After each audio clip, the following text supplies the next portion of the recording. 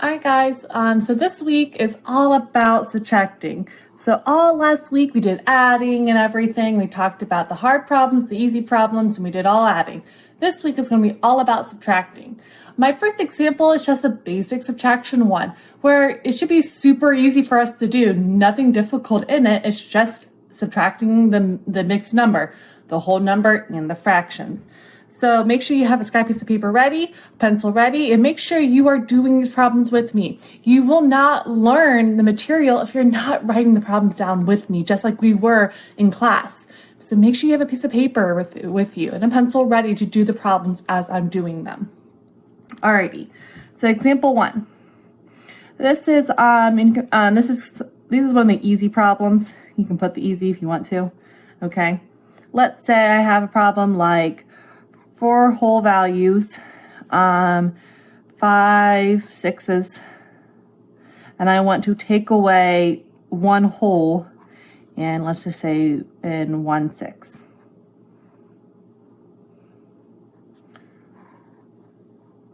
Okay, these problems are super easy. It's just like the easy addition problems. You just subtract and you subtract. Nothing hard there, okay? If I have 5 minus 1, that means I have 4 now. I just have 4 sixes. Easy. 4 minus 1, easy. 3. That's it. That's the answer. That's like super easy. I probably should even put the word super up here. Super easy. Okay, these are problems you don't have to worry about. You don't even have to really practice these because it's just simple subtraction. 5 minus 1 is 4, so I have 4 sixes. 4 minus 1 is 3. So my answer is 3 whole values and 4 6. But my next example is where it's going to get hard. And where it's the hard level is where I'm going to be doing all of my work and all my examples. I'm not going to do another example of this because you don't need it. You're going to need help more on the hard subtraction problems. All right, guys, so here's my hard example of the subtraction. So we're on example 2 now, okay? Only reason why it's going to be hard is we're going to have to borrow. So I want to do like an example over here real quick, okay? You don't have to write this down. Okay, let's say we're like going back to the good old days and we did like problem like 92 minus 57. Okay, whoop, you guys probably can't see that. I'm sorry. All right, 92 minus 57. If I was going to subtract that, 2 minus 7, you'd probably be like, oh, wait, I can't do that, right? If I have 2 and I take away 7, well, I don't have enough here to take away 7. So we did this whole idea, with place value, you borrow, right? You go to the place value next to it, you take 1 away from it, and you add 10 more here, so that gave you 12. So now I could do 12 minus 7. Okay, that's easy, right? Okay, so ignore that. Now let's go to fractions. In fraction world, we do this exact same thing, where we're going to have to borrow for us to do some of these problems. So let's look at the example. I'm going to do a really, really easy one first, or easy of the hard ones first. So let's say I have 5 whole values here. Make sure you're writing this down. And 1/3. And I need to take away 2 whole values and 2/3. Okay, so let's say we're ready to start this problem. Let's start it. I have 1 minus 2. Wait, I can't do 1 minus 2, right? If I have 1 and take away 2, I don't have enough, right? So we have to borrow in the fraction world. So in the fraction world, where do we borrow from? Just like over here, you borrow from the next place value.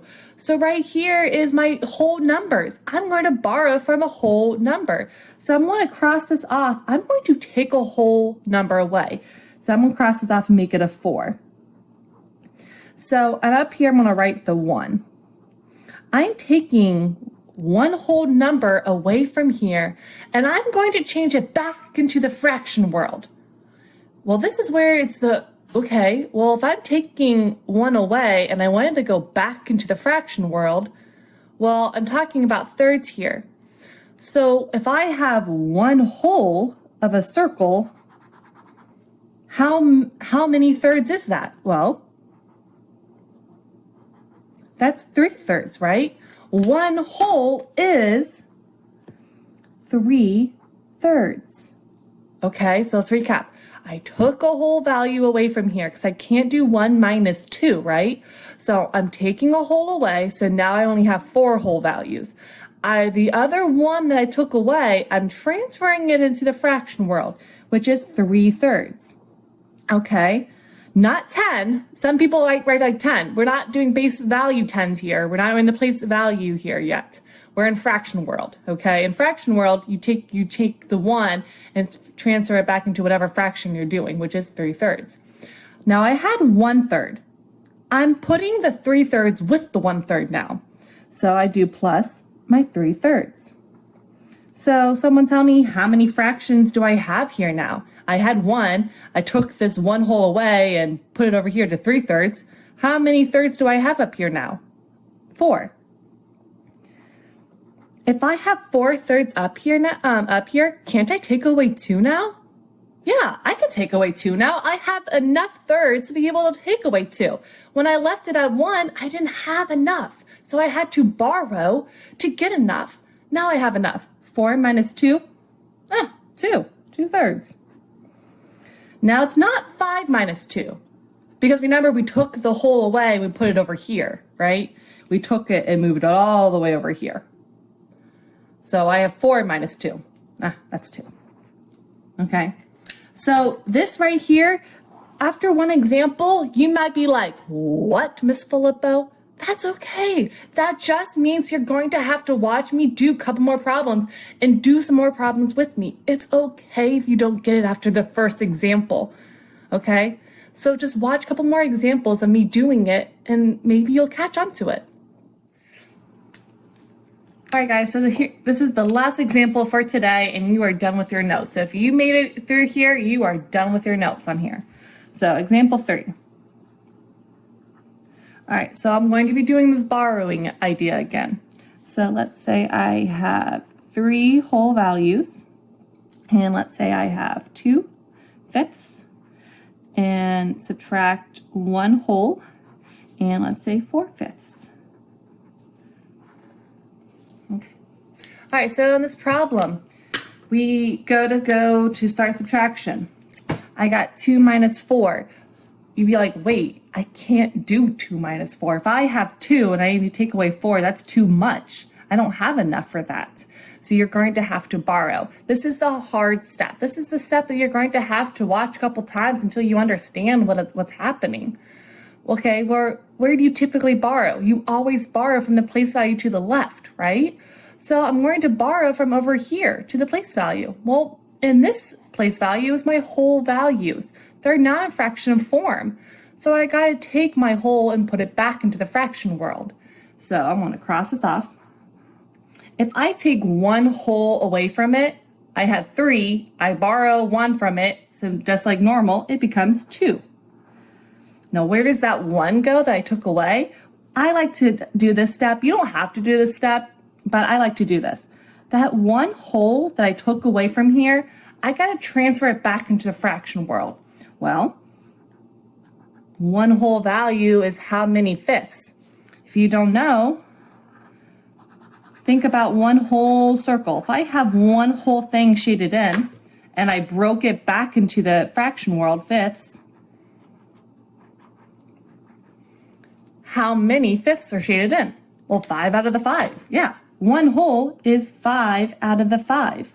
5/5 means 1 whole. So I took the whole away, put it into fraction world, 1 equals 5/5. Well, you're not doing 5 minus 4. No. I have 2. I'm combining this 5 with that 2 now. So I have to do 2 plus that 5/5 as my whole. Okay, so I had 2. I moved that whole into here, which is 5/5. So how many fifths do I have up here now? 2 plus 5, 7. I have 7/5. If I have 7/5 up here now, can't I do 7 minus 4 now? Yeah, I can do 7 minus 4. 7 minus 4 is just 3. So I got 3/5. And now don't do 3 minus 1, because remember, we borrowed that 1 and we put it back into the fraction world. We took that 1 away and moved it over here, right? So I have 2 now. 2 minus 1 is 1. And there you go. The answer is just 1 3/5.